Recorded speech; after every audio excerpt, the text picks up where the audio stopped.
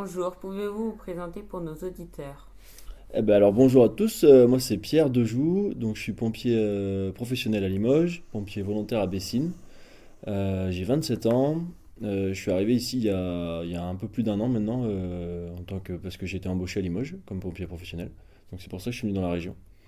Voilà, je vis avec quelqu'un et j'ai pas d'enfant. Qu'est-ce que je peux vous dire d'autre? C'est déjà pas mal. Ça fait 10 ans que je suis pompier volontaire. Pourquoi avez-vous décidé de devenir pompier professionnel? Vaste question, ça c'est parce que je pense que le souhait le plus profond c'était que je voulais rendre service aux gens. Et la deuxième partie c'est que j'aime beaucoup l'action et le sport. Et pourquoi avez-vous décidé d'être aussi pompier volontaire sur votre temps libre? Alors en fait j'ai d'abord décidé d'être pompier volontaire avant de vouloir être pompier professionnel. J'ai commencé les pompiers volontaires il y a 10 ans et ça fait qu'un an que je suis pompier professionnel. J'ai voulu faire pompier volontaire, enfin j'ai voulu garder les pompiers volontaires parce que pour moi c'est le cœur du métier. On fait ça d'abord par passion et après c'est notre travail. Moi je vois les choses comme ça, chacun voit comme il veut, mais moi je vois les choses comme ça, donc d'abord par passion et puis après mon travail. En quoi consiste votre travail en tant que pompier professionnel? Alors en tant que pompier professionnel, moi c'est un peu particulier, j'ai deux casquettes, mais sinon la partie pompier professionnel, mon travail c'est de porter assistance aux personnes en danger, ou d'éteindre des feux, ou de couper des voitures s'il y a des personnes bloquées à l'intérieur lors d'accidents, ou d'aider des animaux qui sont blessés sur les routes, feux de forêt et incendie. Et moi j'ai l'autre casquette aussi parce que je suis pompier professionnel au CTA Codis quand vous appelez le 18 parce que vous avez besoin de secours, c'est moi qui réponds.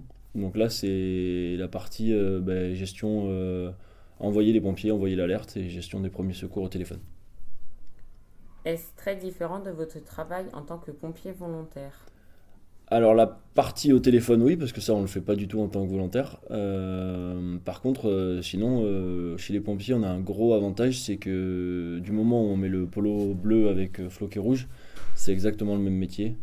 On a une formation un peu plus poussée en professionnel, mais sinon c'est exactement le même métier. En fonction des grades, on fait exactement la même chose.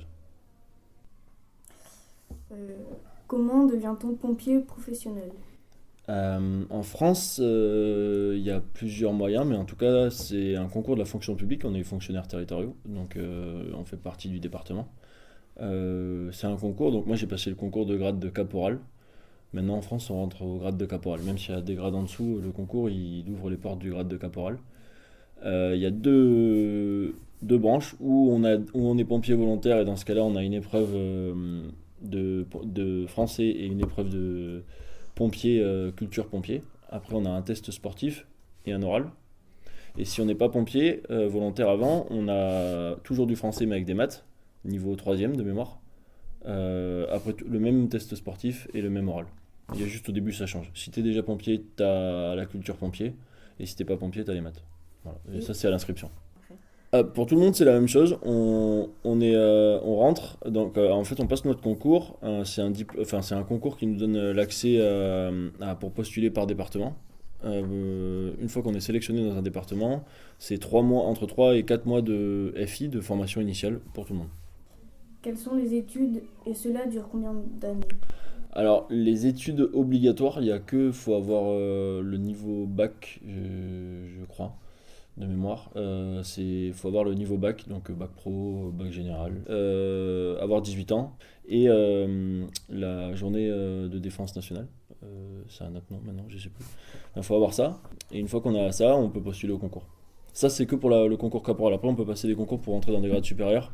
Mais là, c'est des études supérieures en fonction des grades. Quel est le salaire d'un pompier professionnel? Alors moi, en tant que caporal depuis un an, je gagne 2000 euros, 2200 € net par mois. Ça, c'est ce qui rentre dans ma poche. Par contre, on a d'autres avantages en nature. Le métier de pompier, comme beaucoup de métiers de la fonction publique, ça marche beaucoup par prime. Du coup, c'est quand même très fluctuant, mais en lycée, ça fait 2000 € par mois. Quel conseil donneriez-vous à un jeune qui veut devenir pompier professionnel? Tout dépend de l'âge. Déjà, faut venir voir. L'avantage des pompiers, c'est qu'on aime beaucoup les jeunes. Du coup, on aime bien quand ils viennent nous voir en caserne, parce que c'est quand même un métier particulier. Faut en parler, comme vous faites. Faut en parler avec des pompiers, volontaires ou professionnels.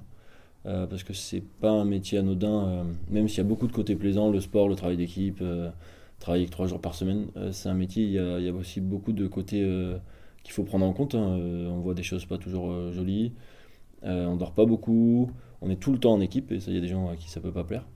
Il y a une partie hiérarchique aussi qui est un peu particulière, donc il faut venir voir, essayer. Essayer à travers les pompiers volontaires déjà peut-être, ou essayer avec les JSP aussi.